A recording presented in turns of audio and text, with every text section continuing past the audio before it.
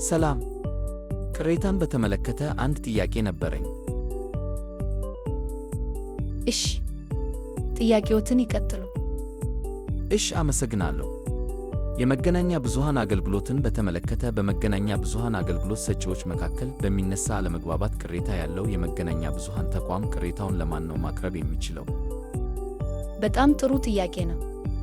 የመገናኛ ብዙሃን አገልግሎትን በተመለከተ በመገናኛ ብዙሃን አገልግሎት ሰጪዎች መካከል በሚነሳ አለመግባባት ቅሬታ ያለው የመገናኛ ብዙሃን ተቋም ቅሬታውን ለመገናኛ ብዙሃን ባለስልጣን፣ ለመገናኛ ብዙሃን ምክር ቤት ወይም ለፍርድ ቤት ማቅረብ ይችላል።